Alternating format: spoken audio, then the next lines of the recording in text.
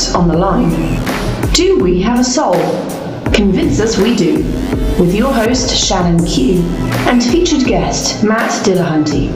Welcome to The Line.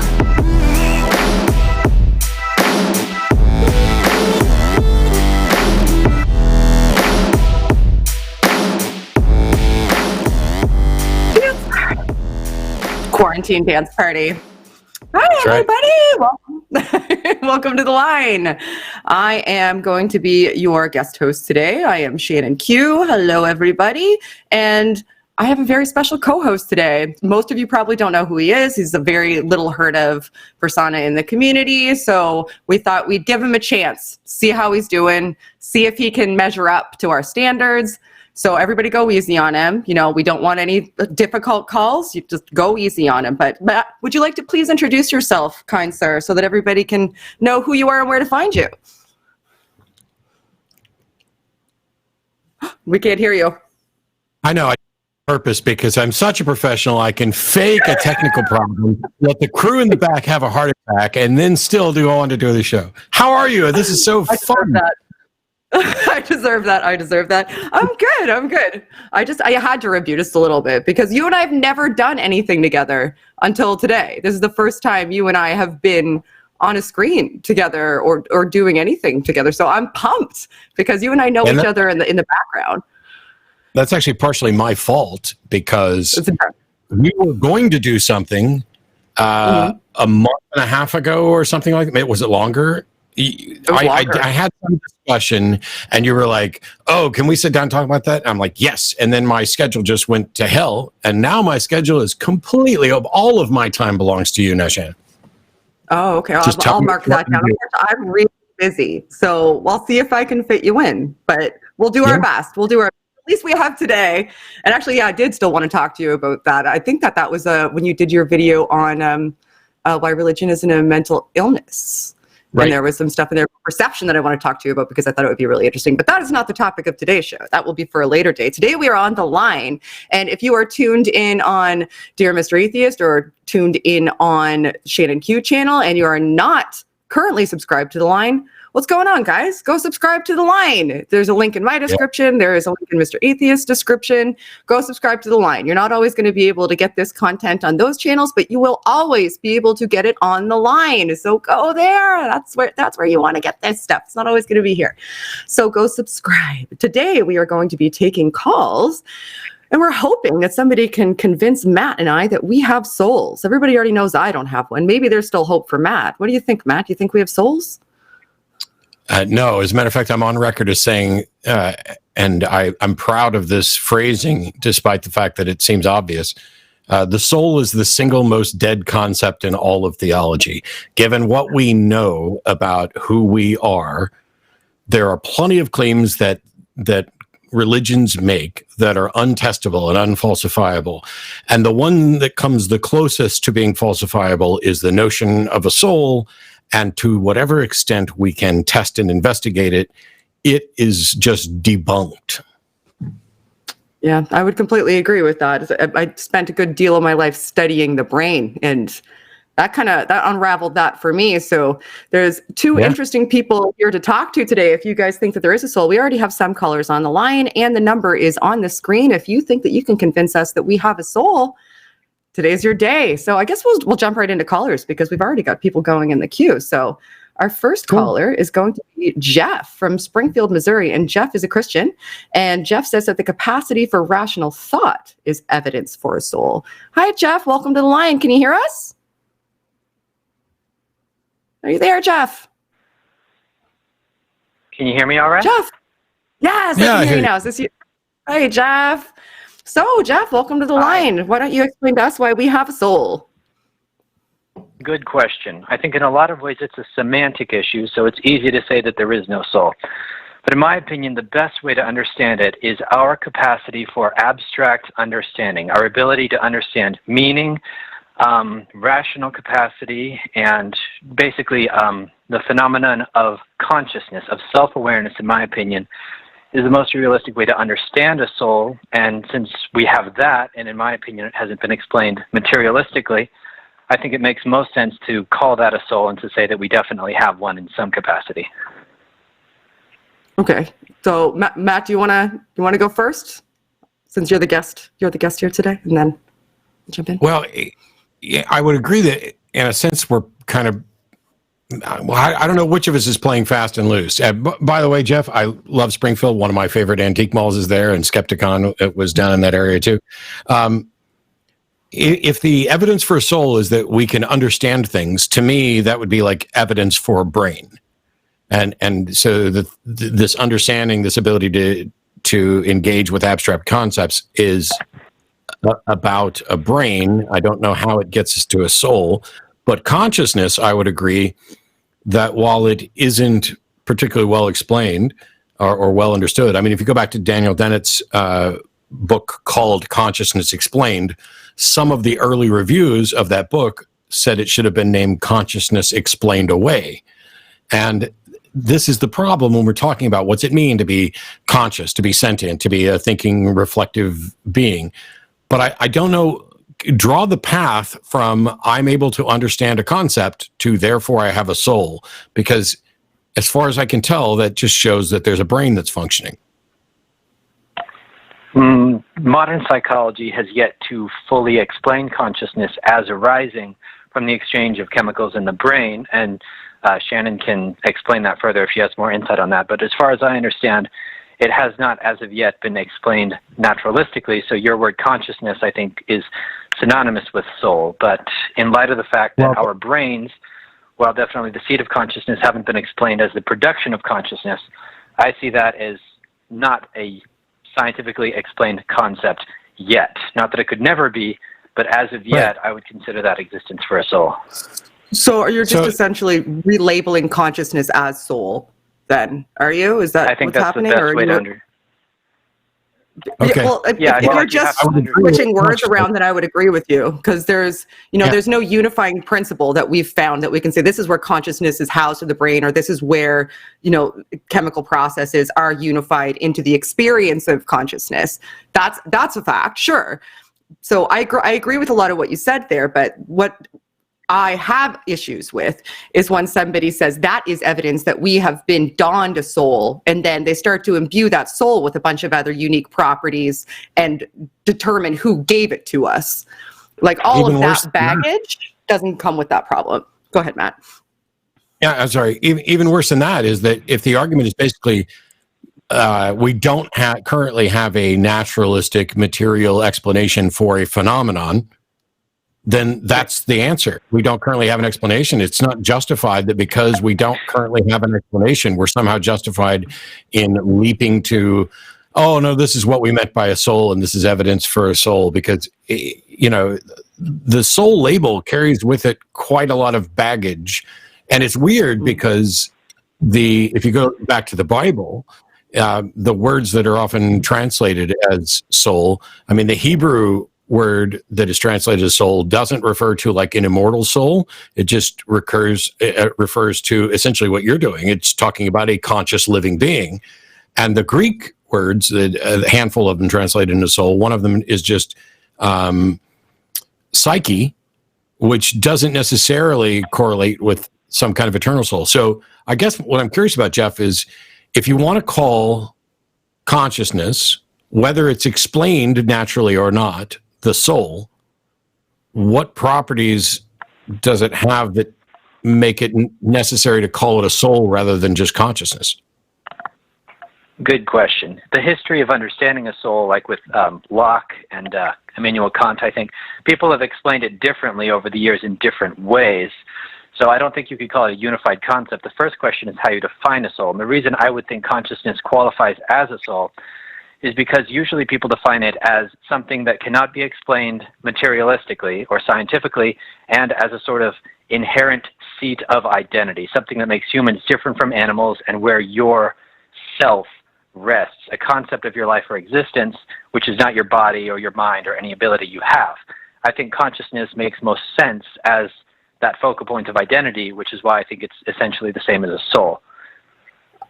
I have a couple of issues with that, actually. One of the issues that I have with that is that you're completely not including any other animals that have higher order cortical structures like you're excluding them as having what you would define as a soul, where they demonstratively have what you agreed upon as consciousness. Like when we look, for example, at higher order primates, they have proto-linguistic abilities. For example, they have learning abilities. They are able to recognize partners and have familiarity and form relationships. All of these things are evidence of consciousness, that they're not able to communicate their experience of consciousness to us as we are able to communicate our experience of consciousness to each other. But that doesn't exclude them from the definition that we previously agreed to, which is essentially an emergent property of cortical structures that gives us an experience of self. We have absolutely no way of getting that away from, like, giving it just uniquely to us. You know what I'm saying there? So when you say it, I find that a lot of people, when they're having this discussion, are very, very human-centric. They look at it as though we're extra special. We were designed specially, or there's something special and unique about our way of experiencing the world. You could make maybe a good argument for it being somewhat superior based on how we determine based on how we exist and are able to manipulate the world and communicate with one another, but you can't say it's uniquely special. It's just different, and we would classify it as superior. Does that make some sense? Because you're like, why would you preclude consciousness in other living beings from that definition in order to make that argument, unless it was an argument that you were essentially just saying we're special because? Well, if there is psychological evidence that animals do share the experience of consciousness the same as humans do, then I see no reason why you could not include them in that category. I said that makes humans different from animals, but in theory, I don't see why animals could not be included in that as well, which, although I don't think animals have a soul, I guess you could make the argument that they do and share that faculty with us. Why would you if you're going to define the soul, if you're going to define the soul as consciousness, then yeah, animals would have a soul in the same sense. And in many cases, you see empathy, a sense of fairness, those sorts of things coming that require not only consciousness, but some sort of theory of mind of being able to project themselves into something. You can't have empathy and a sense of fairness without recognizing that there's another agent there that's being treated differently. True. That would seem to be evidence for a soul in some capacity for animals. Well, all right, you want to call it evidence for a soul in animals, but now it comes back to this, okay, how is this different from consciousness such that it is deserving of the special label of a soul, and now you can't use it's the thing that distinguishes us from other animals? Yeah. Well, self-awareness. This is Descartes' argument. I think, therefore I am. The phenomenological experience of consciousness, the capacity to understand, shared by animals or not, I am saying consciousness is synonymous with the soul. And since you said it was an emergent property of the brain, which has not as of yet been explained by science, I see this as a sort of non-scientific or non-material reality, you might say. The abstract essence of identity and of human life, the non-material aspect of it, I see by necessity it has to be non-physical, therefore has to be a soul or some other word if you'd like to add that on there. But I think the abstract non-material what happens aspect though when of I start messing with your prefrontal cortex? Like when I start messing with your prefrontal cortex, what starts happening? Fundamental aspects of you change. The things that you're defining, the things that you're defining as you, as like non-corporeal components of you, that you're saying essentially can't be emergent from the brain. We can trace parts of those experiences through the brain. There's localization of function. I can split your corpus callosum in half, and then you could even potentially have two versions of self. One able to articulate, one able to hear, right? Like, so that V.S. Ramachandran told the story of that. V.S. Ramachandran told the story of that, where the corpus callosum was split, and he ended up with two distinct entities communicating independently. One could speak, and one could use the hand associated with that side of the brain. One of them was a theist, and one of them was not a theist, all within one brain. Now, when you started, you went with, consciousness isn't explained. And there was a moment where you said, I'm not saying it can't be explained. But just a minute ago, before Shannon's last response, you suggested that it in fact cannot be explained. And so you kind of go with this, we don't have a good understanding of consciousness, to we can't have a good understanding of consciousness, to therefore it is necessarily something non-material. And that is just a fallacious line of reasoning. You can't go from hey, we don't have a naturalistic explanation, to therefore there necessarily must be a non-naturalistic one. Not true. There could be a naturalistic explanation, but based on the evidence we have, one is not available. Therefore, based on what evidence we have, unless new information arises, we understand it as a property which is non-material. No, you don't get to do that. That is the fallacy that I'm talking about. The fact that there isn't yet a naturalistic explanation does not mean that you get to conclude there's never going to be one, or that the explanation is non-naturalistic. And the reason for that is that throughout history, every time we didn't have a naturalistic explanation, if someone had presumed that the explanation was not naturalistic, we would not have found the naturalistic explanation later on. And are we taking it as a matter of faith that there will be a naturalistic explanation? No, what we're saying is we don't currently have an explanation. We're not taking anything as a matter of faith. I'm not saying someday consciousness will explain naturally. I'm saying you don't get to claim that it is necessarily non-natural. That is the fallacy. You are asserting that something doesn't have a natural explanation and will not. Based on the evidence we have, it does not currently have a natural explanation. It could once we get more information. Right. But in the same way that I don't believe in unicorns because I've never seen one, there could be one, but I've never seen one. It also doesn't have a non-natural explanation.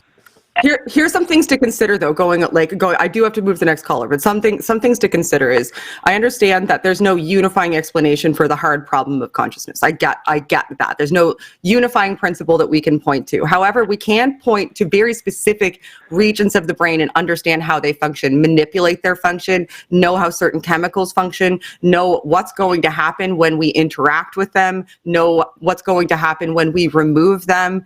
And the fact that all of that is true, demonstrably true, and has an effect on what you and I would call the self, or you would call the soul, and I would call your experience of self or consciousness. The fact that all of that can have an effect on it is orders of magnitude of evidence, to my mind, that there is a materialistic component. At the very least, you would have to accept that there's a materialistic component to the experience of self. And there's absolutely no reason, aside from belief or attempting to affirm belief via just assertion while ignoring that component of reality, to label that a soul. I mean, you can just interchange the word consciousness with soul if you want to, but it serves no purpose.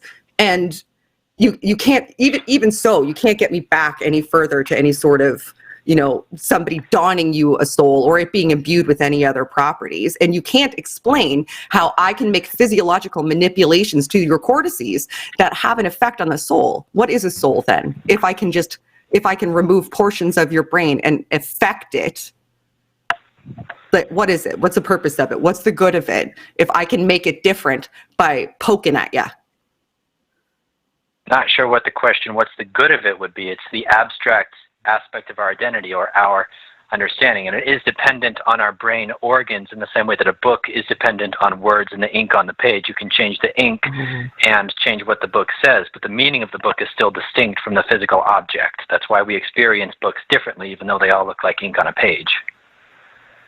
But the words, okay, so let me wrap my head around this. I do have to let you go. This is interesting to me. So what you're saying is that a book with words written on it, our experience of it is different as people because we have different experiences that we're imbuing that book with, right? Is that what you're saying? Our perception of the book and how we internally... Because the book and the page, the book with the letters on it is the same regardless of the observer. The only thing that makes that argument work, I guess, would be the observer, right? Having an experience of the book. I'm actually saying that, A Tale of Two Cities and The Jungle Book are two different books, but they're both ink on a page. I'm saying the meaning or story of a book is distinct from the physical object of the book itself. Well, the physical object is different in both of those cases because they're two different books with two different constructions. Yeah. And that's why I'm saying the material brain is a vehicle for consciousness, and consciousness is dependent on the material brain. But I see the brain and consciousness or abstract awareness as distinct, and both objects which definitely exist. J.P. Moreland stuff. Consciousness is what the brain does. Yeah. I'm not just Possibly. saying, hey, okay, possibly. But if we're in a position where we don't know, then so what good does it do to say, I'm going to call consciousness the soul and declare that it doesn't have a naturalistic explanation and won't? I mean, that is not at all different from somebody saying, hey, we don't have an explanation for the origin of the universe, so I'm going to say God did it. Sorry, that answer doesn't win out by default. It needs its own supporting evidence. And when it comes to something like asserting a non-naturalistic explanation throughout the entirety of history, how many times have we actually confirmed a non-naturalistic explanation for anything? I mean, the placebo effect. That's not a naturalistic explanation. Okay. For everything that has been explained, I'm aware of no non-naturalistic explanations. Well, you cut out for a second. What was that? For everything that has ever been explained, I'm aware of exactly 0 non-naturalistic explanations. How many are you aware of? Well, at least consciousness. So that's one. No, that's something that we hasn't been explained. Well, it's definitely a property we can observe, although we can't observe it with physical, empirical processes. I would view that as evidence for the existence of some abstract reality, which may be explained materially, but based on the evidence we have, must be understood as an abstract reality, dependent on physical reality, but not necessarily identical with it. You are dodging the question that was asked. The question was, how many non-material explanations do we have? That have been affirmed. How many? Out of everything that has ever been explained, how many of them were explained by non-naturalistic explanations? I think that empiricism is sort of a semantic shuffling words around. I would consider abstract explanations like mathematical concepts to be non-naturalistic. Consciousness, and now you're refusing to answer the question for the second or third time. I'm saying that abstract explanations qualify, in my view, as non-materialistic explanations. So things like the elements by Euclid, I think he wrote that. I would consider those non-naturalistic explanations because they are abstract realities. Numbers are abstract realities that are not material. So if you're thinking purely physical phenomena, numbers don't exist. I would say they explaining the abstract as an abstract concept is not explaining something that's extant. Numbers are extant, though, aren't they? No, they're not. Numbers are not extant. They are abstractions. They do exist, though. That's my point. No, if you're talking about physical phenomena, numbers don't exist. Materialistically, they do exist in some capacity. That's my point. If you're talking physical phenomena, they all have, so far as we know, natural explanations. Nope. Jeff, this was really interesting. Actually, there's some stuff at the end that I'm going to listen through again. Because there's some interesting things about abstractions there with regard to consciousness. So I will listen through again. I do have to let you go. I appreciate your call. And I'm going to move on to the next one. So thank you, Jeff. Enjoy the rest of your evening. You too. Thank you. Thank you. All right. So the next person we are going to go to is Cole in Rhode Island, who is a Catholic and often misrepresented in popular discourse. And we need to look more at the classical understanding of the soul. So Cole, can you hear us? Hello. Yes, I can. Cole. How's it going? Good. Welcome to the line, Cole. Tell us why we have souls. Or start with what is the classical understanding? What? Evidently, I want to know what you meant by the classical understanding of the soul. Yeah, good point. Okay, so I just want to well, first I want to thank you guys for allowing me on the show. But second of all, I also know, how familiar are you guys with the sort of the Thomistic Aristotelian view of hylomorphism? Me, next to nothing. Matt, are you familiar with Thomistic views and heliomorphism? enough to know that it's not relevant, because the issue here is for you to describe the type of soul that you're defending and then present a defense for it. What somebody else said or what their views are aren't going to be useful. Okay. Well, actually, because the hylomorphic perspective is the perspective which I endorse, and which I'm actually trying to defend, and which I think could be used to construct an argument for the existence of the soul. Okay. I think, first of all, we need to define what we mean by soul, and I think a lot of people, when they define the term soul, oftentimes define it in the sense of like this ghost-like thing that exists within us, or as rationality or something like that. In the sort of the classical understanding, the term soul referred to more specifically the form of a living thing. So that which made a living thing living, a sort of a concrete ontological structure to a thing that makes a thing living. So the fact that our existences can be ordered or arranged in such a way so as to allow life is in it. That's what's oftentimes meant in the classical view by soul. And so as a result, all of life has a soul. And then, of course, it would be easy just to stop there and go, okay, well, that doesn't add anything to the conversation.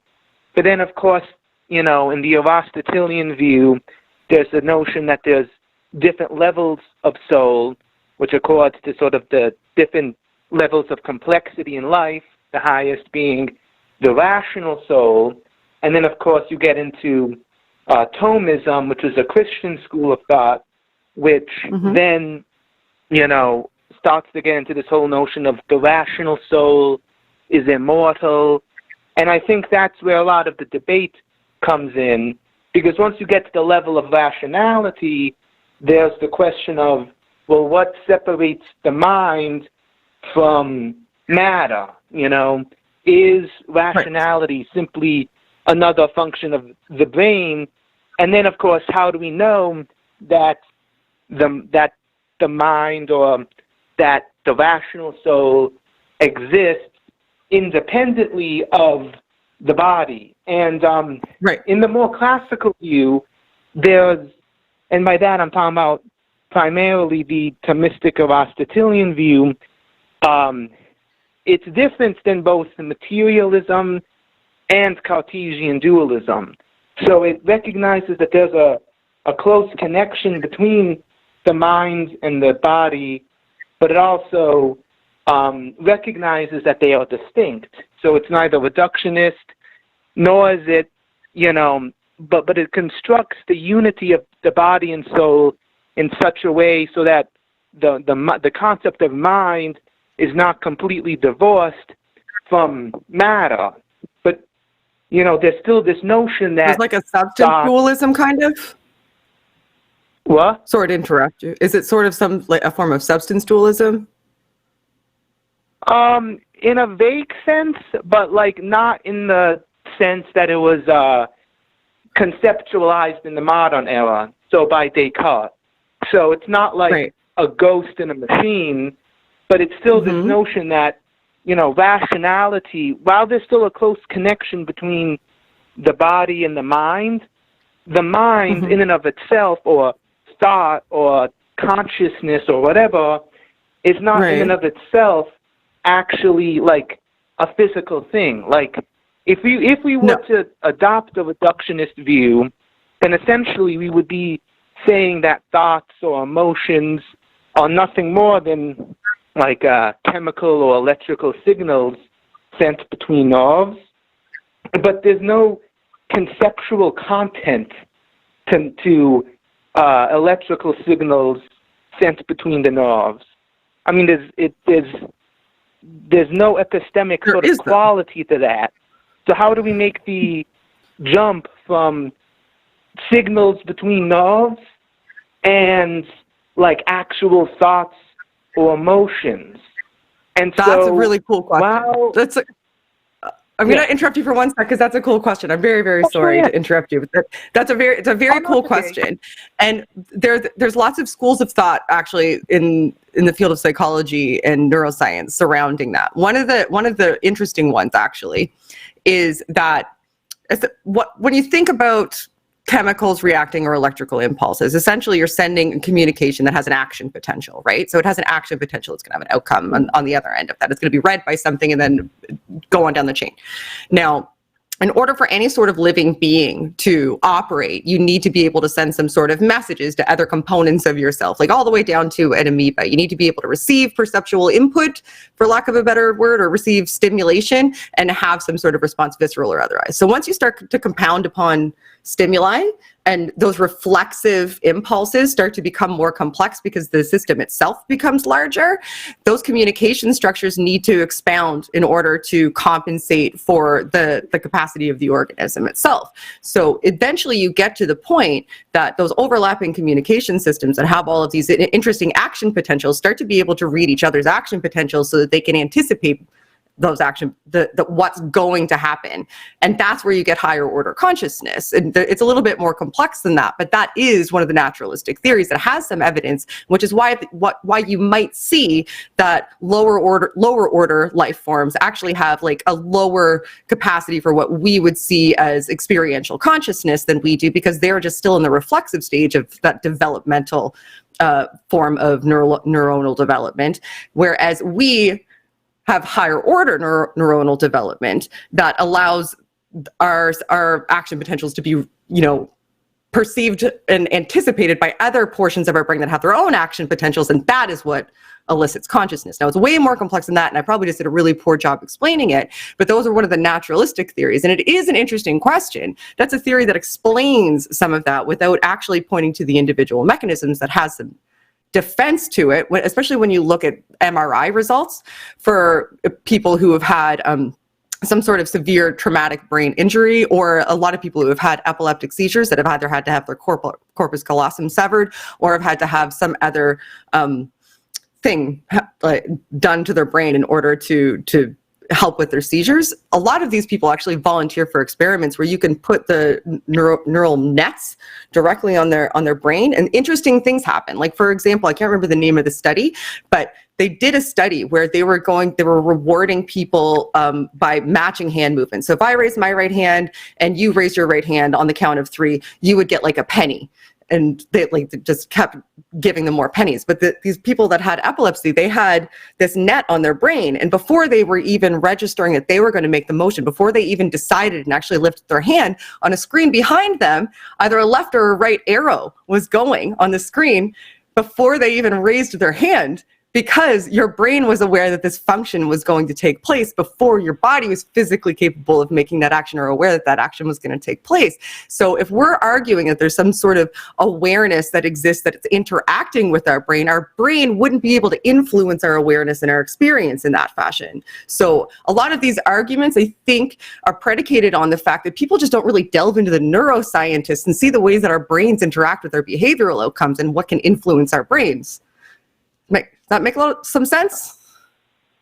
That does actually make sense, and that's actually a very interesting point. And people talk a lot about, and especially, and again, this is something I hope to go into more depth about. But in a lot of the studies, or a lot of the literature that I have seen, they oftentimes will cite examples kind of similar to what you talked about, mm-hmm. where the brain as a physical thing influences our behavior, and that sort of is a sign that, human cognitive processes, decision-making, human behavior can be reduced to sort of physical processes in the brain.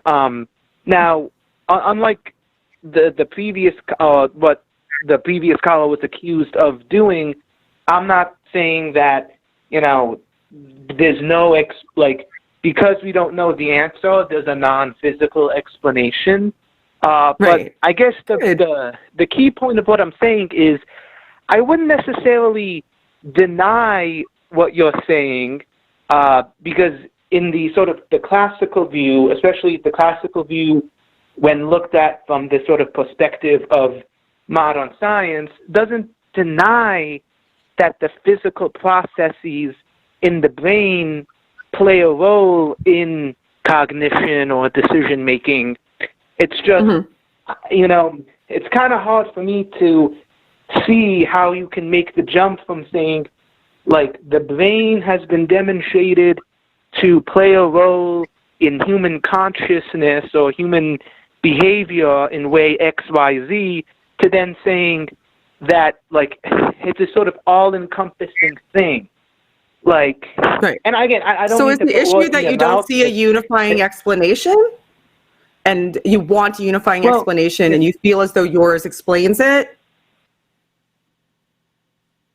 Well, yeah, I mean, and again, you know, I don't want to try to give any, like, false explanations or false impressions, rather, because, you know, I don't want to make it seem like I don't know, therefore X. But I guess what I'm saying is, so you guys are naturalists, right?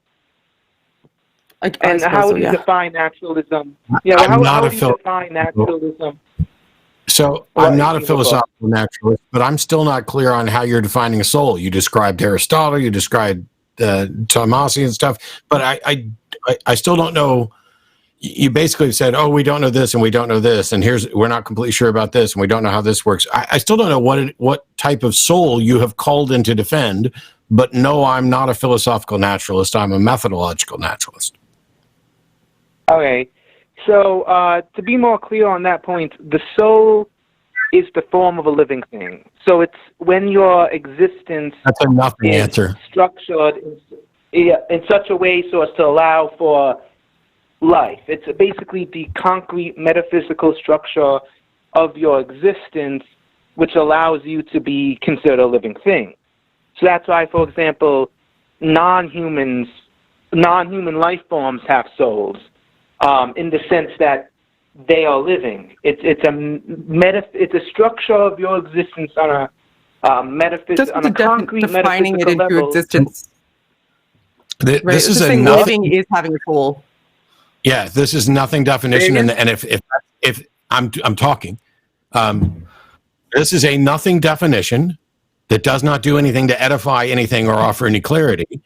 And if in fact we were to go with the soul is that which makes something a living thing, then why did we spend any time at all talking about consciousness and brain activity? Because a plant, which doesn't have consciousness or brain activity, at least not in the same way we would consider for animals, is still a living thing with a soul under your definition.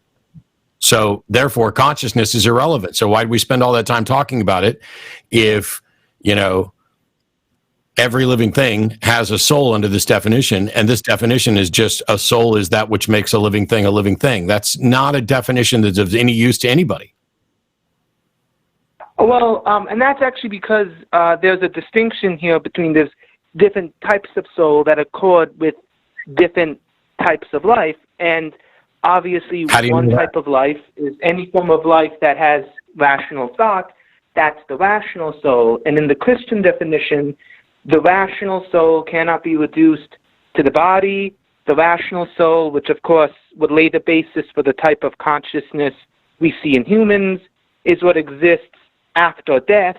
And so I think what most of you guys are talking about when you're debating the soul is the rational soul. Hang on. You're now advocating for a soul that exists after death? When did that show up? Because that's the first I've heard of it. Well, because that is a part of the view that I was trying to defend, that there's many different types of souls, the highest of which, the rational soul, is that which cannot be reduced to the body and which is therefore capable of surviving past the death of the body. And so that's why I had this whole conversation on the nature of consciousness, and can consciousness be reduced purely to physical processes? So first of all, if a soul is too far for me. Sorry, if a soul is that which makes something a living, if a soul is that which makes something living, then talking about a soul that persists after death is already incredibly problematic. But now you've instantiated basically an Aristotelian idea that there are levels of souls. I don't know how you determined that. I don't know how Aristotle determined that. As far as I know, Aristotle pulled it right out of his ass and just decided, hey, a soul is that which makes things a living thing. There are different levels of souls. The rational soul, the human soul, is the pinnacle of that. And this notion that you cannot account for rationality by the material is just false. A correctly functioning physical brain can be rational. That you don't understand it doesn't mean that it's all of a sudden a different soul, or it is a soul, or it's a type of soul, or it's the soul that can exist afterwards. Maybe the only type of soul that can exist afterwards is the non-rational soul. So this is just a bald-ass assertion from Aristotle that you're pulling out. Where is the evidence for any of this? Where is the justification for, apart from the tautology of saying, I'm going to declare that a soul is that which makes a living thing living? Apart from that tautology, where's the evidential justification for any of this? Well, as far as like the justification for why we would believe in different types of souls, that can be seen in the fact that there's different types of life. So you have, for example, the basic qualities, the most basic qualities that are necessary to make a living thing living. For example, the capacity to grow, the capacity to reproduce, that would be nutrition, that would be what's called the vegetative soul. But then when you look at animals and also humans who have this capacity for sense perception, there's something fundamentally metaphysically different about their existence. There's not, though. It seems like you're just making definitions in order to categorize things differently so that you can define a soul into existence at the end. Yeah. You don't get, and by the way, just declaring that it's metaphysically different is already, so first of all, plants can sense light and heat and other things, right? Yes, but not in the same way as we know through the five senses of humans. Can you run in the same way that Can you run, Cole? Can you run in the same way that a cheetah can run? No, but that's also like every level of soul does include, in my worldview, the capacities of those below it. So, you know, that the capacity for control emotions is one of the things contained within both the vegetative and rational soul. Oh my gracious! There is a lot to unpack there, Cole. We have to move to another caller. That was fascinating, but you didn't get me there. I'm not convinced. I don't know if Matt. I feel like by look on Matt's face, he's not convinced either. But that was a solid effort, Cole. I appreciate you. The entire argument is a soul is that which makes a living thing alive. And things are alive and have different capabilities. Therefore, it is the soul that accounts for these different capabilities. And I'm going to rank them on an order of higher to lower, with me as the higher. That is the whole case. Like to me. It seemed like working its way up from, okay, well, I'm going to categorize this as this type of soul. You could do it just with animals, basically. You could essentially say this is a bad animal, or not a bad animal. This is a little animal. This is a slightly better animal, and this is a little bit of a better animal. And then we're the best ones. We're the standard that is to be attained, and thus there's something special because we are the standard that is to be attained. We need to explain why we're so goddamn special. So we need to create a hierarchy in order to recognize why we're at the top. And then we'll just define that as something special. And then that explains why we're so special, and thus it must be right. And I don't like that type of stuff because we're like this far away from not being that special. We're just an accident. What's really weird about this is that you could actually talk about this in a way that has nothing to do with the soul. For example, we know that there are different capabilities of different types of brain and different quantities of brain mass that are there. You could say human beings are, as far as we can tell, the most capable in the realm of rational thought and abstract thought and this specific type of thought. But maybe ravens are the best at math, and you just don't have the ability, but who knows? The fact is, you could go through and label all those differences and do it on cognitive ability, or you could do it on emotive ability, or you could do it on some other physical characteristic. And none of that tells you that all of these things have a soul and that they have different types of souls, because all you've done is say, I'm going to say these differences in the qualitative and quantitative assessments that I make of creatures is the result of them having a different type of soul. And the only way that it works is just say, the soul is the thing which makes things alive. So, of course, a plant's type of soul is different from mine. None of it proves a soul. It just means you're looking at a plant and you're looking at a human and saying they're both alive, but they're different, must be different souls. That's not evidence or argument. And it serves no explanatory function either to me. It's just essentially saying, well, this explains what I believe or want to believe and why we're special. It doesn't say, well, I see this phenomenon and it explains this phenomenon. It's just creating categories in order to put yourself at the top. And also, back to the species things before we take the next caller, they've actually done tests with chimpanzees, and they have demonstratively better short-term memories and behavioral outcomes when it comes to short-term memory tasks than we do by like leaps and bounds. by a massive margin. Very likely. It's also likely that is accountable for by the facts of our existence. Like, it's been hypothesized that once upon a time we had better short-term memories and better long-term memories than we do now, because I don't have to remember my phone number anymore. Once upon a time I had to remember my phone number, but once upon a time I had to remember the names of everybody around and what their potential birthdays was. And now we've developed ways to make us have to think less effectively. And that allows us the time to think perhaps more abstractly. And that's what leads us into the mistakes of saying, I see differences, different types of souls would account for this. So let's just go with that, since there's not a natural explanation. Yeah, it could be perceptual too, because it could be locus control for movement, because they go through structures that actually look relatively similar and you have to be able to find their way back home. So in order for locus control for them, they don't have as many, structures. They don't have GPS. They don't travel in the same groups if they go individually. They need to be able to remember really finite characteristics and recall them very quickly in order to be able to find their way to and from where they're going. There's lots of interesting reasons why that might be the case, but all of them have observable external explanations that manifest in cognition, and none of them are, they have the vegetable soul or whatever it was. Anyway, so we're going to go to Min next. I didn't listen to that well enough, I guess. I'm going to have to go look at Thomism. I probably won't. All right, Min, let's talk to Min. Min's my friend, Matt. Try to be nice to Min. Hi, Min. How you doing? Don't yell at Hello, me. Shannon. Hello, Matt. Nice to meet you again. Is it the same Min that has called the atheist experience as well? Min, did you call the atheist experience? I am that person. Yes. I've had lots of conversations with men. Okay. Min, what's up today? Tell me why I have a soul. Tell Matt and I why we have souls, Min.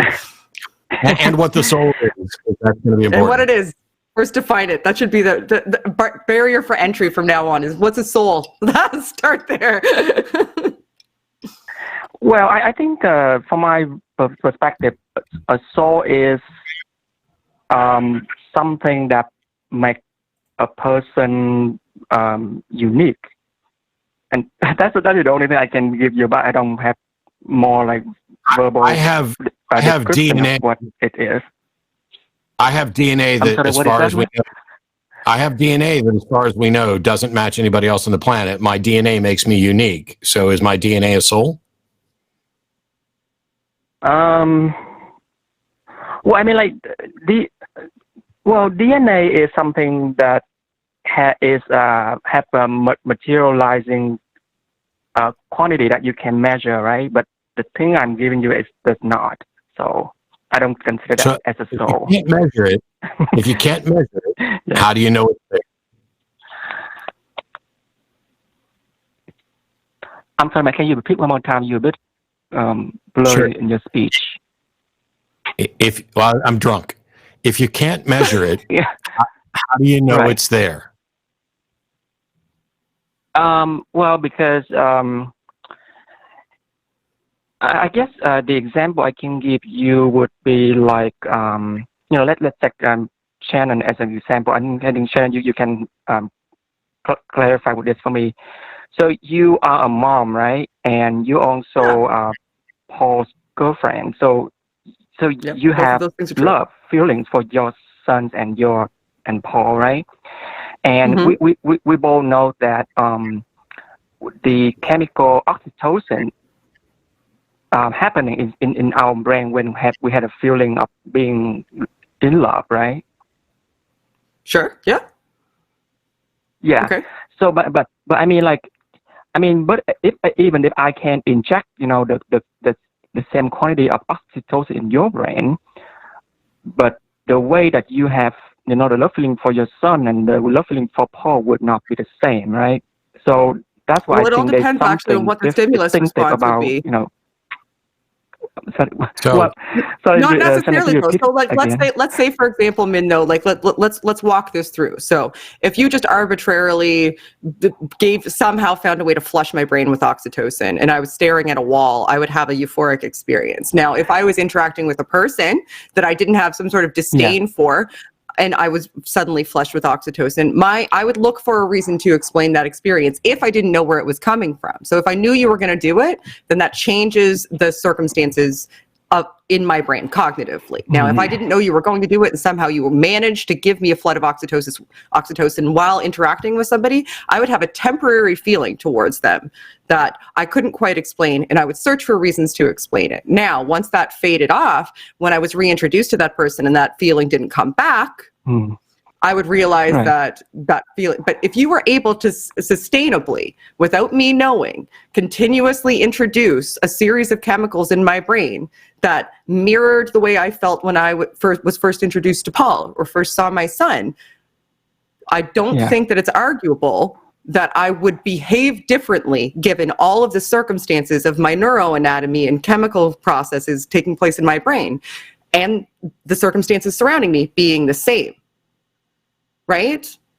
The brain's a dynamic processor. So it takes all of this stimulus that you're receiving externally, and then it kind of checks it against your previous experiences, your current physiological state, makes some really quick, does a really quick calculus, makes some assessments, and then spits out behavioral properties and language, and kind of tries to make sense of what's going on. Now, if people when they're having these discussions try to reduce it down to chemicals, as though, if I could just spit chemicals in your brain and make you act differently, no, you can't, because it's a dynamic processor, and the circumstances that you're in affect the brain. What you're perceiving affects the brain. What your previous experience was affects the brain. Your future experiences affect your memory of that previous experience. So it's dynamic. Does that make sense? So that argument doesn't really hold water with me, though, because the fact is I did have an oxytocin hit. If your argument is if I gave you an oxytocin hit, then are you saying that you would feel the same way about someone else that you did about Paul? Well, yes and no, and maybe is the answer to that. If you did it without me knowing, all circumstances being the same. And you were able to continuously do that without me being aware, because my awareness is going to affect that outcome, then maybe is the only correct answer to that. It's not a refutation. Does that make sense? Yeah. Matt. But I'm a bit confused. Go ahead, Matt. Men, because first of all, love is a label that we use for a variety of experiences. We pretend like love is a thing. It's not. We pretend like love is one thing. It's not. The reason that Shannon has a different love for her children than she does for her partner is because we are using one word to describe two different but similar emotions where there is some sort of an attachment, where you get an oxytocin hit, where you care about somebody, but you don't necessarily care about them in the same way. It is laziness in our ability, which is why within religions, love has a variety of different, like within Christianity, you've got agape love and different types of love, etc. It is wrong for us to put a label on one thing, but if we take a look at where we started here, you said a soul is that which makes someone unique. I offered up DNA as the thing that makes me unique. And your response was, yes, but DNA is material, and what I'm talking about isn't measurable. Now, I don't know what the hell that has to do with love, but even if we were to agree that love exists, which I don't, or that love is a label that we put on stuff, what the hell does that have to do with a soul? And what is this soul thing that you're describing that makes me unique? Yeah, I admit the example I gave is not a good one. I should have give a bit more like the example that, that have maybe more similar to in certain qualities. So I'm not saying like love is the reason, like is the evidence that the soul exists, but I am saying that if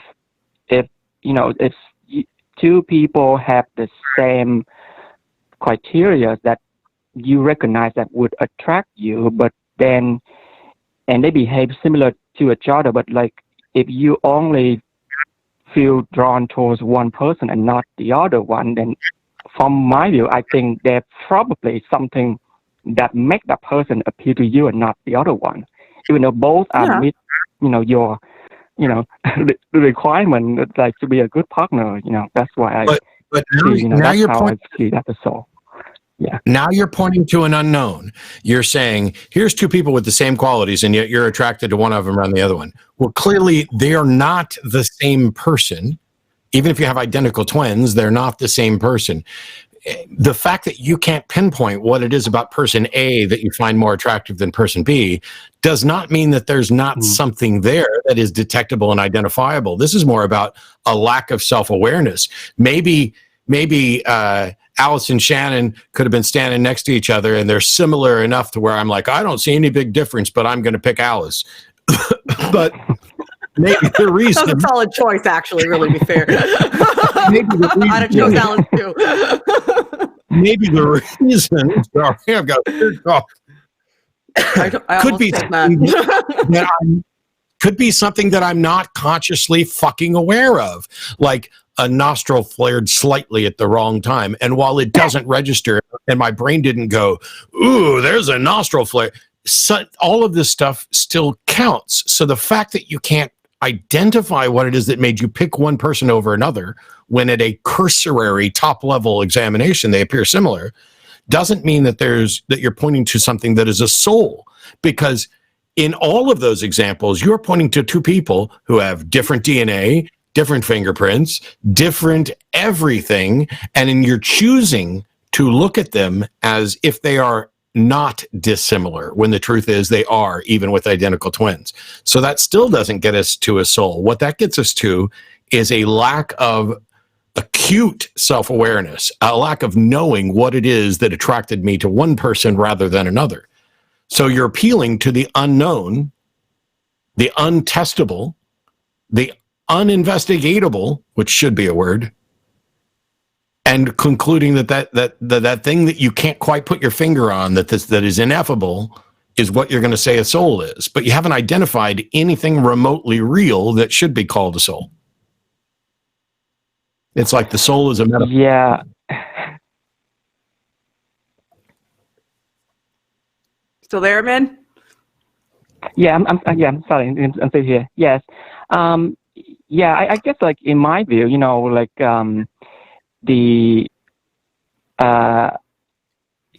like Matt, when you bring up the example about the twins, so are you telling me that, let's say if the twin behave towards you like they both like you and they share similar qualities, then if what drawn you to one twin and not the other one is something you are not sure yet. So if I call that a soul, you say that's not a good idea. They would have to behave completely identical. Like they would have to exist in each other's bodies simultaneously for that even to be analogous, though, right? Because they're two different, separate, individual human people. So like Matt said before regarding the nostril flare, so one of them could have a behavioral cue that reminds you of something that you don't like, and another one have a behavioral cue that elicits an emotion in you based on your previous history, your previous relationships, based a myriad things, based on a pile of things that you maybe aren't aware of. There's a reason that you have a preference. One of them could smell slightly different. Maybe there's an imperceptible or a non-recognized difference in hair or whatever else. I'm asking you, though, men, are you suggesting that in this scenario where there are two twins who both act like they like you, that you pick one over the other because you've identified their soul? I would say, okay, I guess the soul is not something you like. I would say maybe I identify with one but not the other because there's something about that person that I feel connected to, but not the other one. And even though I don't have any, But now what you're doing, then, what you're doing in that case is you're taking a whole bunch of unknowns, things that you're not really able to put your finger on, and putting them in a bucket and labeling that soul.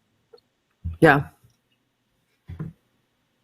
I guess because I think if what makes someone unique, then it's not replaceable by the other one, and I would say that thing I would label as the soul.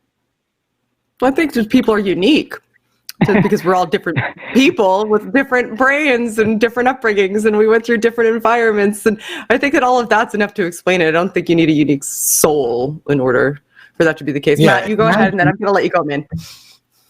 Imagine for a second, men, that we have two realities. The reality that you think you're in, where there are two people, and the difference between them, you can't quite put your finger on, but you're going to call a soul.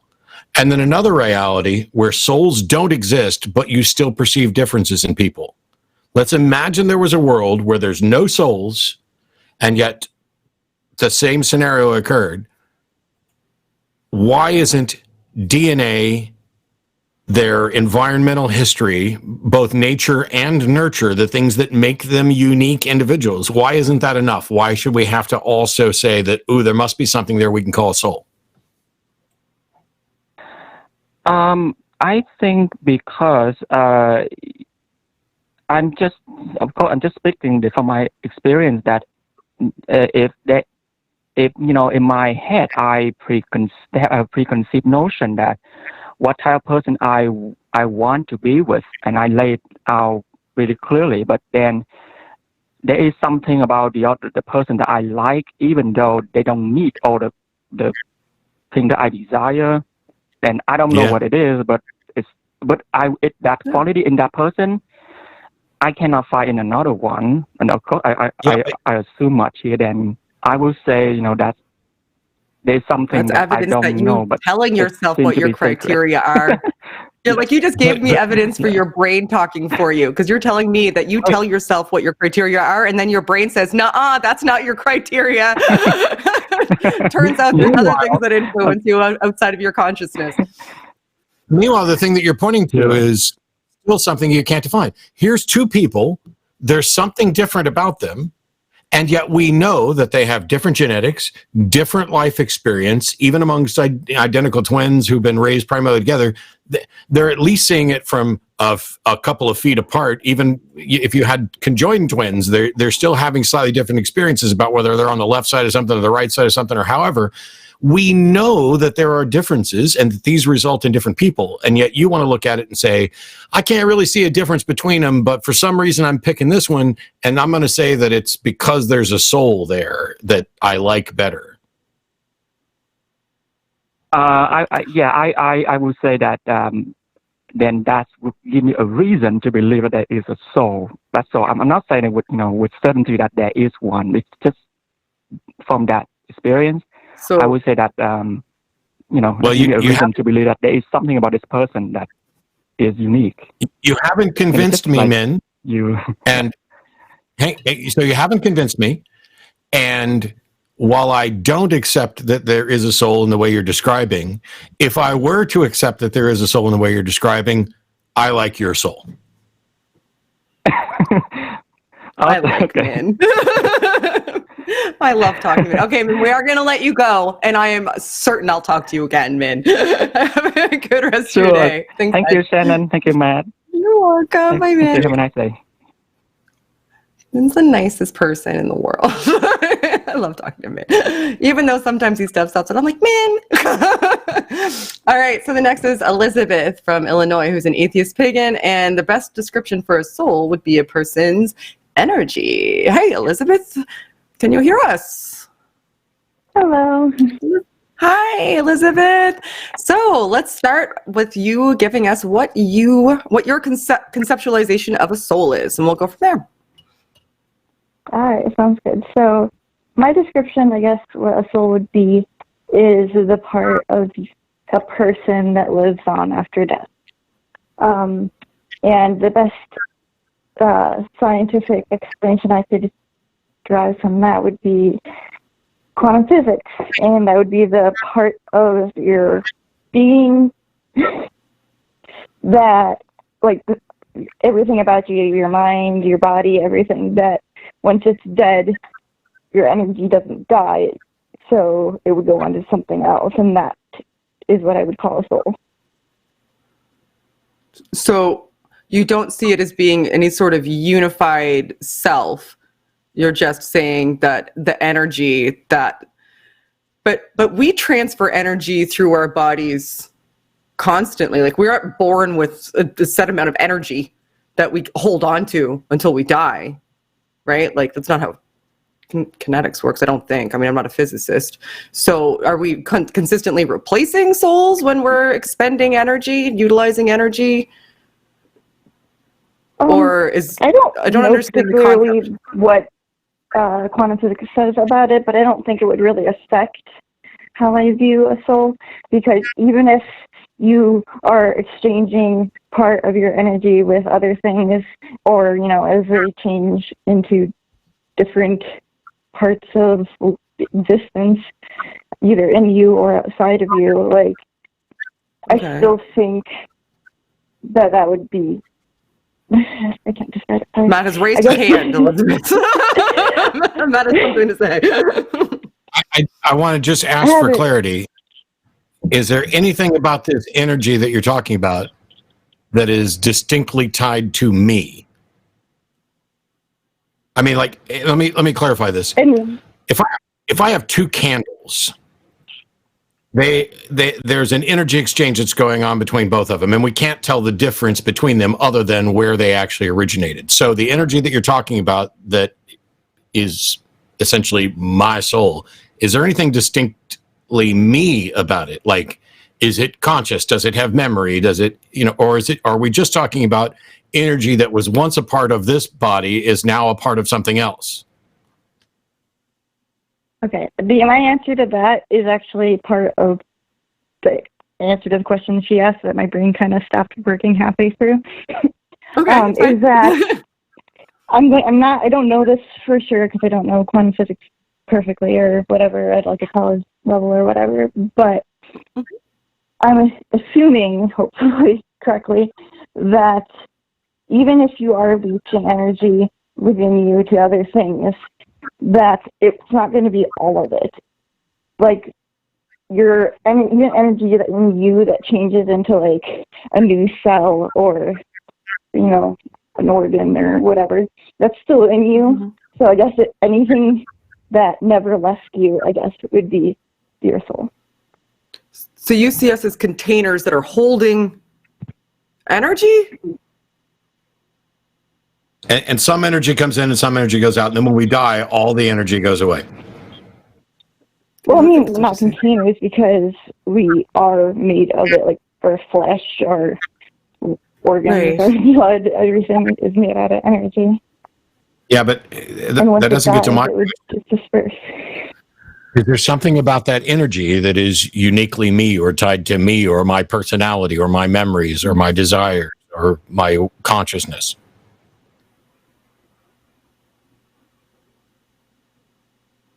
Not that wouldn't be able to change into something else later. Right now it is all that. But once you die, then maybe it's not anymore. I think that concept also like brings into concepts of like what happens after death. Like, do you reincarnate and stuff like that? We don't know the answers, but I think that's kind of like Matt and I think we know the answer. The reason I'm asking the question is because it's very tempting to say, as you did at the beginning, the soul is that energy that survives our demise. However, if there's nothing about the energy in me that survives my demise that contains me or thoughts or identity, it's just energy. So I'm looking for the justification for calling energy a soul. Because I know in the woo-woo pseudoscience community, they love to talk about human energy, and they've got all kinds of ways where they think they've demonstrated with like Kirlian photography and things like that.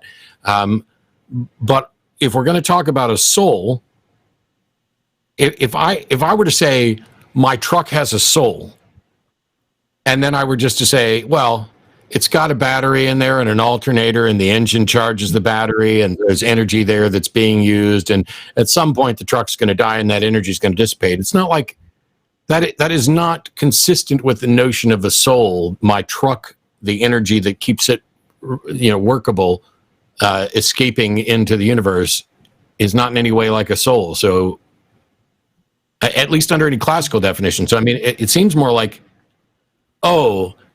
I don't believe in a soul in any normal classical sense, but as a metaphor, I can go with human energy, which is going to dissipate when we die.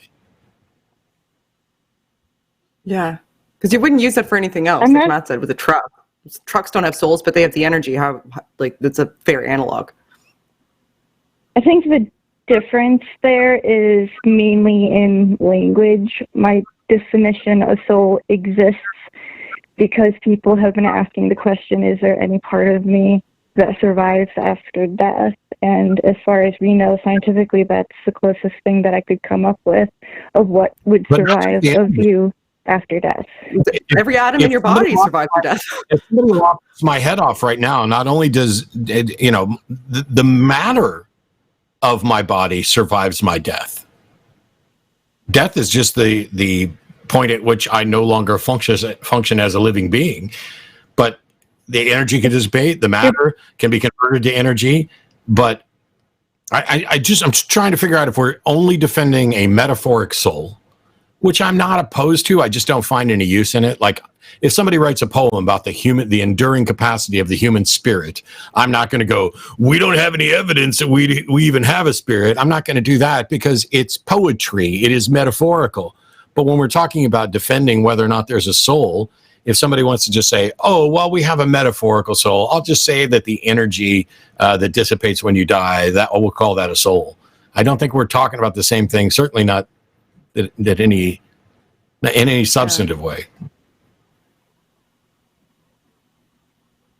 Like, Elizabeth, do you think that it has any sort of constitution that, retains any property of you?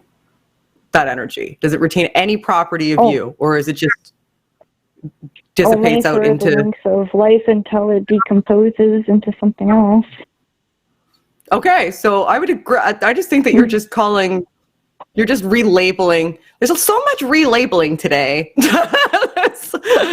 so much relabeling. It might be a form of relabeling, but I feel like it's a way of relating to a concept of what the afterlife would be without having, like, I don't know.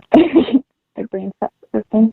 I think it's just grappling with the reality of what happens when you die. Is that just the energy that is contained within you continues to exist? The atoms continue to exist, but whatever constituted a you, as in so much as you understand it and feel it for yourself, no longer exists.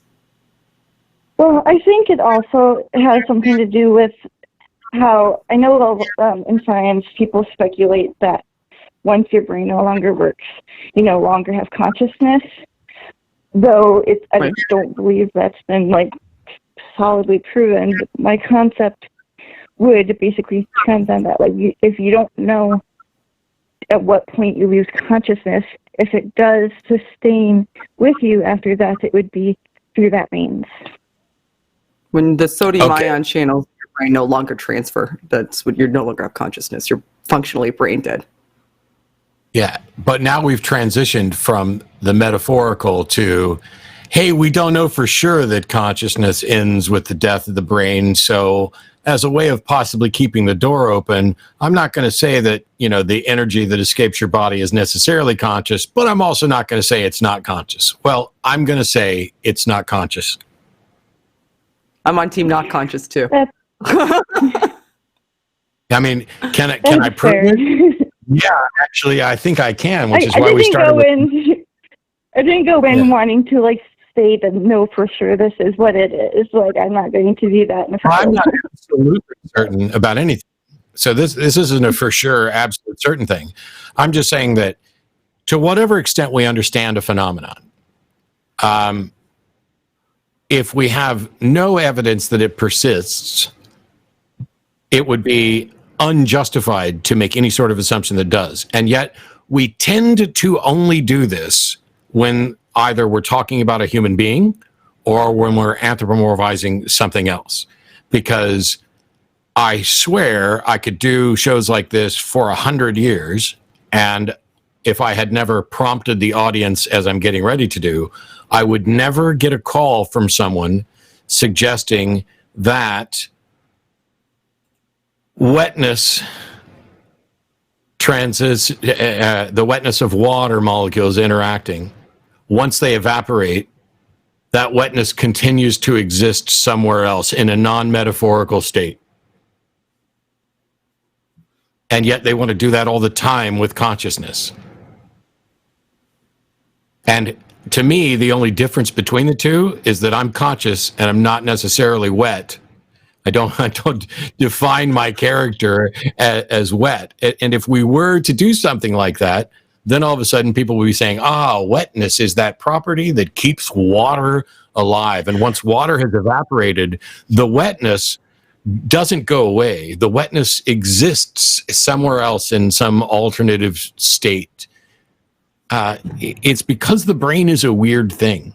It's because being a conscious being is a weird thing, and we are terrified of the day that we will no longer be conscious.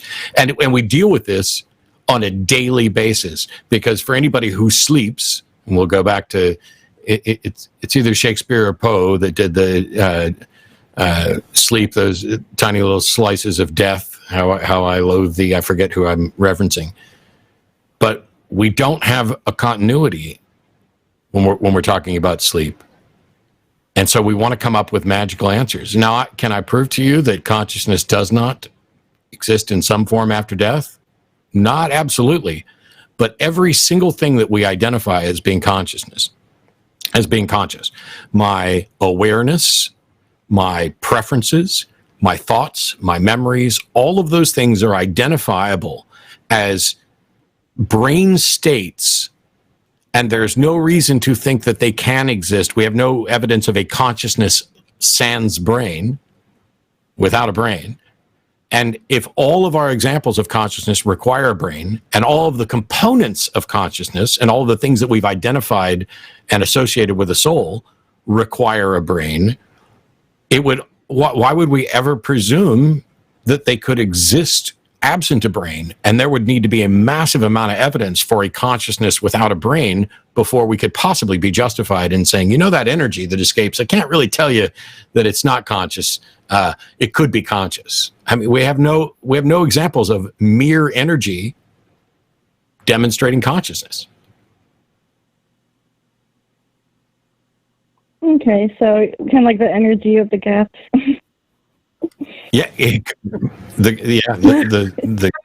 gaps, the soul of the gaps.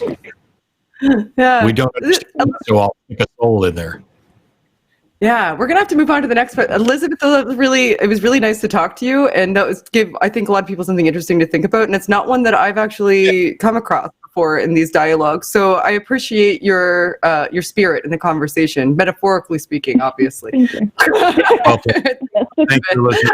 I'm glad I was able to give you a different perspective, and I will watch this again once my brain isn't freaking out, and I will think more about what you said. It's not easy to call into these shows. I've done it before. It's not easy to do it on the spot. So thanks, Elizabeth. Good job. Have a good day. Thank you. All right. So next, Ryan from New York is a Christian, and people describe the soul incorrectly. Well, Ryan's finally going to be the one who describes the soul to us. It's not a specific thing that is located somewhere. It's just referring to a living being. So, hi, Ryan. Can you hear us? Well, Yes, I can hear you. We're back Ryan, to the first call. Can you hear me? Ryan, no, he's going to be the one who does it. Hi, Ryan. Ryan's going to define the soul for us, aren't you, Ryan? Ryan's got this. Yes. Ryan's on it. I'm going to define the soul theologically. The two of you might disagree with that, but so be it. I'm all about communication. I really like to steel man people's arguments. I like to understand what they're saying before assuming what they're saying is incorrect. Awesome. And I just want to start off that I'm subscribed to both Matt's channel and your channel. I as a Christian, I can tell you I really enjoy your content. I think it's really cool. Everything. Well, what? We were just saying thank you. We were rude enough to interrupt to say thank you because you've been nice. How rude. Okay. So, theologically speaking, just defining it, and then I am interested because I heard Matt say you mentioned briefly like a definition in like the Hebrew and Greek. So the Hebrew is nephesh, or it just refers to a living being, Right. and it's most often used as like and I enjoyed Matt's description, like the American spirit. It's used as just a simple means of describing something that's living, and it also does refer to a plant as well. I thought that was really interesting. You guys bring plant. The Hebrew nephesh is more along the lines of not a person that has a soul in it, but a person is a soul. Like when God formed Adam and breathed the breath of life in him, it's not that he implanted a soul, it's that he infused life into Adam, and Adam then became a living soul. Mm-hmm. Mm-hmm. Yep. Yep. So that's exactly. So it's used as just almost like a passing phrase. It's not necessarily like a specific thing that is like located. And then for the Greek, it says psuche, and it essentially means the vital breath. So it's not like it's not like an organ, like a specific thing that's there, and it can't be. I suppose you could say it could be verified simply because we are living, but it's not really like a verifiable thing. But that description is exactly correct, Matt. And I know that you mentioned. I saw one video where you said you took like a few courses or a semester or two at a Bible college when you were looking into going into that as a career. And then you're like, oh, this is all BS. So. That didn't happen, and I never said that. Oh, I'm sorry. I thought I saw a video where you said that. My bad. No, Ryan. It's an opportunity for me to correct this because it came up in something. I was never a preacher. I never went to seminary. I was studying independently to go to seminary to become a preacher, and I stopped before I actually anymore. And people just over the years inflated that. Let me ask you, this notion of a soul that you're defending, is it merely fish, then is essentially that which makes something alive? Or is it something that is immortal and survives the death of the person? It is something that which it's described as being alive. So it doesn't go anywhere when you die. To the extent that I am a soul, nothing about that soul survives my death. Just let me think about that for a sec.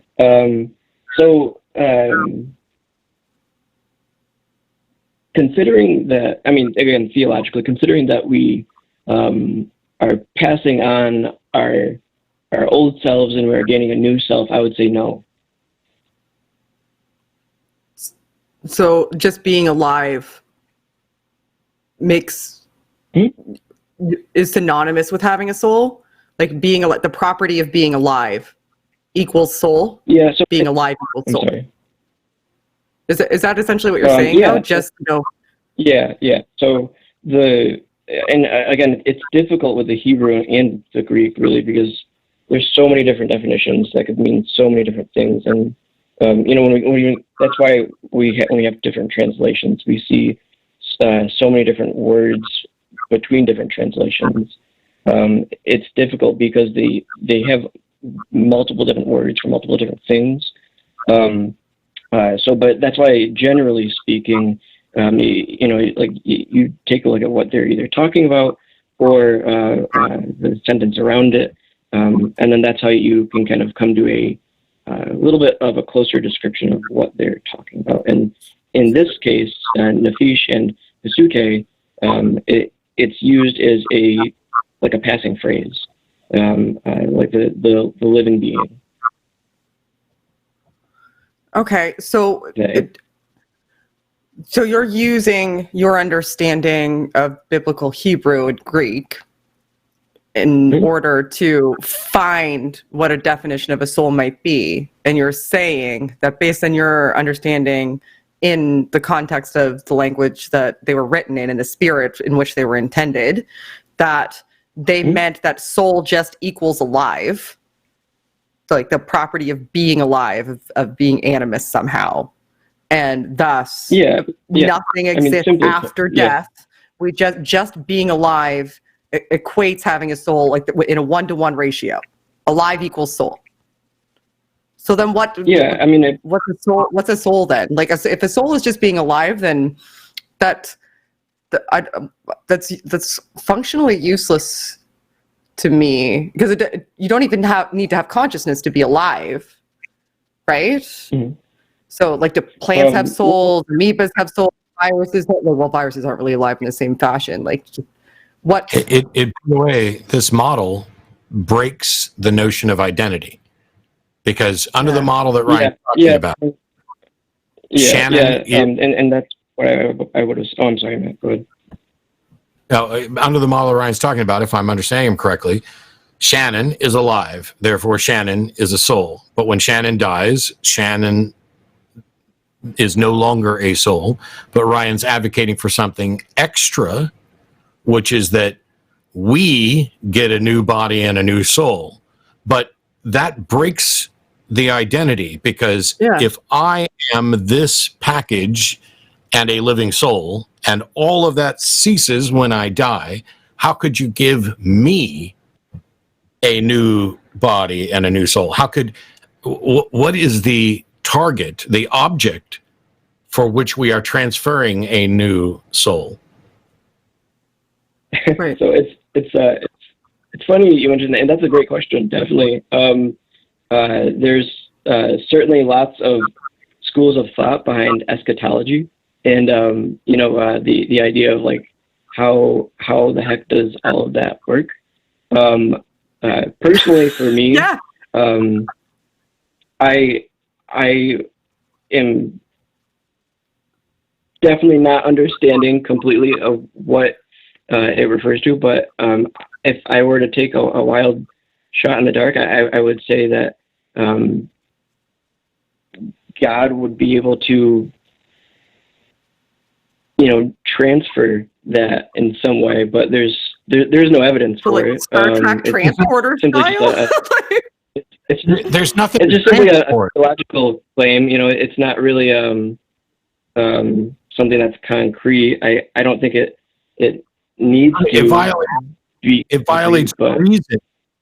It violates reason as well as good standards of evidence. And it reminds me, and I don't.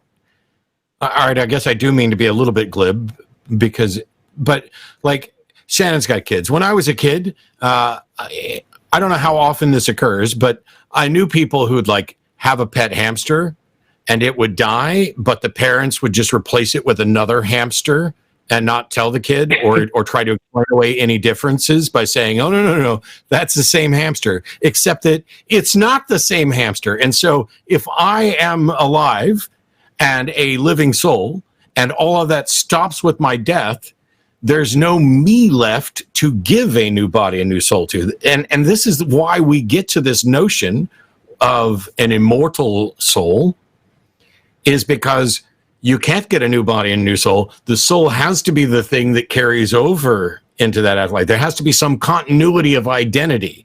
It's like the ship of Theseus. Every time you replace a part on the ship of Theseus, it becomes a new, different ship, but it's always the ship of Theseus.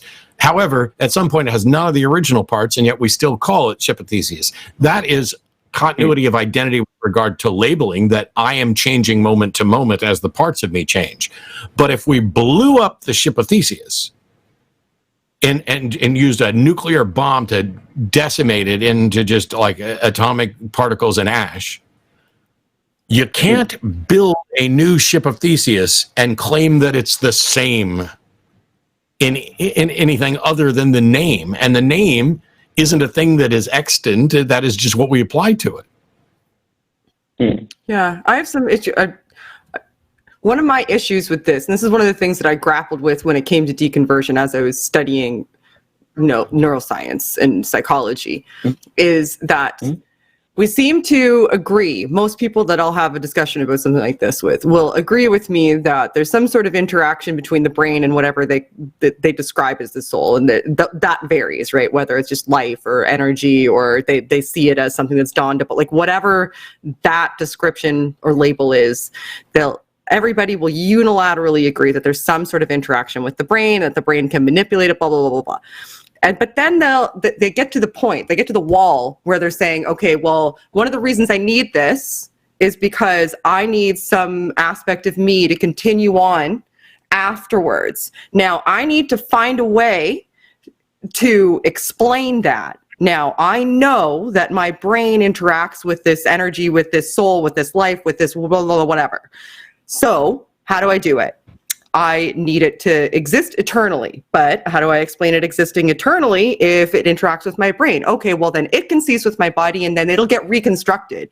But then there's no continuity of identity if that happens, and that's no longer you anymore. All of these things are what break it apart.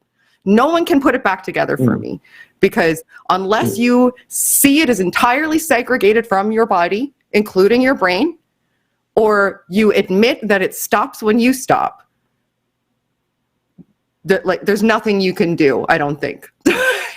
There's just nothing you can do, because there is no way around those problems. People talk about the hard problem of consciousness. How about the hard problem of continuity of identity, and the hard problem of how your soul interacts with your body and how you don't get to take your body with you?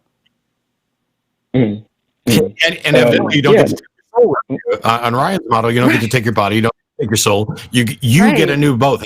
The big thing is, what is this you you're talking about? Because as far as I can tell, the you that would get a new body and or a new soul is what has traditionally, not necessarily originally, but traditionally been identified as a soul. Yeah, I mean, we all want to retain ourselves, right? There's obviously a huge. No, go ahead, Ryan. There's obviously a huge difference. There's obviously a huge difference between traditionally and then what it actually is, and definitely, I would assert that theologically, there's very little that is brought up of anything about maintaining this identity, maintaining who you are, and it's kind of a difficult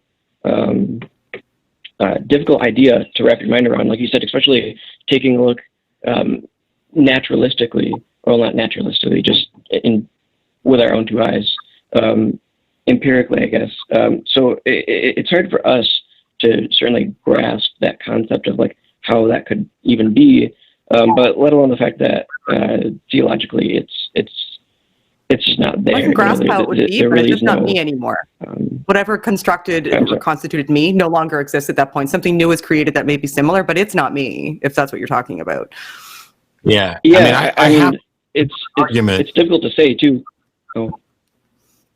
I have an argument. There's a question about something you said that this may be an aha moment, or you may just shrug it off. But you said something along the lines, when we were talking about the different notions of a soul, you said that there's a difference between that model or notion, or I don't remember what word you used. There's a difference between that and what it actually is. And so my question is, how the hell do any of us tell what it actually is? That's the whole point here. If you have an actual soul, here's what a soul actually is, not what this Hebrew word meant, not what this particular theologian meant, not what somebody else meant. But if you have an actual soul, what it actually is, why aren't we talking about that? Yeah, I mean, I definitely, so the reason for me calling it, I honestly don't know how to, and maybe I'm not even relating, like talking about the right thing, but I honestly don't know how you would go about pinpointing what the soul is without using, like, unless you're referring to the Hebrew or the Greek, what they meant as far as the soul. You know, I mean, if you're looking for like a concrete definition of a soul, like one that you'd find in, you know, if it existed in a science book or a biology book, I mean, it wouldn't be in there. So, or just existed in any coherent way that somebody could explain to me. I haven't gotten that. It doesn't need to be in like a science or biology book, just any coherent. The only way I can explain it is what the Hebrew and the Greek referred to. You know, because I myself have no idea of what the soul looks like because I don't define it. So that's what I would say is a Christian. You know, a Christian, we would use the biblical roots in the definitions to define what the soul is, and that's what the soul is. So, but what about concepts? What about concepts in what about concepts in other religions where the concepts of a soul predate anything we've got written from the Bible? I mean, I realize if somebody thinks that the Bible is the true book, then it's chronicling time from the beginning. But I reject that notion because the oldest, you know, it doesn't get the early history correct. And so there are Hindu texts other significantly older than the Bible. Yeah. I'm sorry. I thought you were answering it. Oh, no. I was just agreeing with so when you don't know how.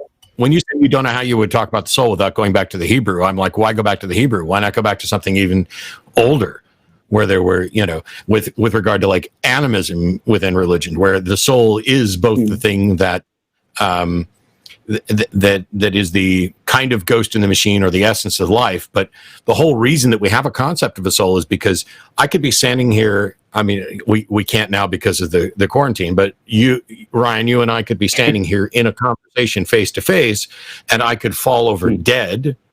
And the question then becomes, hang on a minute, what's different about that collection of matter and energy from what was actually animated? And so this notion of a soul is a natural conclusion to come to, that once there was an animator there, and now the animator has left. That's natural inference, and yet it doesn't demonstrate that what we're talking about is true. But that kind of a notion of soul is similar to the Hebrew, except that it tends to have this notion that there was something there that is now gone. Whether it ceases to exist or moves on is the question from there. No, yeah, it definitely is the question. It's a great question, and it's still, you know, there's like I said, there's schools of thought around what happens to that as far as eschatology goes, and it's definitely difficult. All right. You know, Ryan, sorry to interrupt you, but as far as the why couldn't you go back to like an older religion? I would definitely say that I know the Vedas definitely describes this concept of a soul like in a similar manner. I'm not too up to date on Palmetics, so I'm not sure precisely how to answer that. So as far as why not go back to the other ones, I would say if they are in line with the thinking of what the original authors wrote, then, you know, you would assert that it classically, under like a classical theistic version, that they both are fairly similar. So. Okay. Well, Ryan, we're going to have to let you go because we have gone overtime. as we generally do. So thank you very much for calling, and have a good rest of your evening. So we do have some other callers on the line, guys. I'm really, really sorry that we didn't get to you. We've already gone over time, so I'm really sorry. I appreciate you calling in. Please leave a voicemail so that we can maybe address your call on an upcoming show. And thank you so much for calling in. And I'm really, really sorry that we didn't get to you. I don't like not doing that, but thank you for calling. So Matt, what do you think? I just went really Canadian. Yeah, no. One of the people that we didn't get to is the one that has a traditional notion of a soul and evidence. But the show has ended. To record a message for Dear Mr. Atheist, press 1. Otherwise, hang up. But we're hearing sounds. We're hearing sounds on our end. I don't know if that went out, but yeah. Hopefully somebody left a message. And thank you for calling in, everybody. Matt, what do you think? Do we have souls? Are you convinced? No. Are you compelled? No. Okay. I still don't think that we have souls. That we don't have a soul, because virtually every caller called in with a slightly different and yet slightly atypical metaphorical or tautological notion of a soul, and none of them even had evidence for those. Yeah, it's there. A lot of relabeling or defining things into existence by attributing other things to a soul, partially or fully, or just relabeling life as a soul or energy. A lot of that, but no clear definition. One day maybe I'll get one. That's my lot. My mission in life is one day I'm gonna get a cogent definition of a soul. So help me, all of the gods. It's gonna happen one day. Somebody's gonna do it for me. And also, thank you everybody. I'll eat it. I will eat it. And thank you everybody for tuning in on all of the various channels. And I'm going to reiterate again, if you are not subscribed to The Line, what are you doing? Why are you watching it on a different channel? You're not going to always get it here. We're not always going to be on our channels streaming this, but it will always be on The Line. The links are in all of the descriptions on all of the channels this is streaming on. You guys are getting a treat right now. It's not always going to be this way. Go subscribe to The Line. Tell your friends to do the same thing. And thank you very much for being the guest tonight, Matt. Thank you. I'm thrilled. I had a great time. I'm glad. All right. And thanks, guys. Help elevate.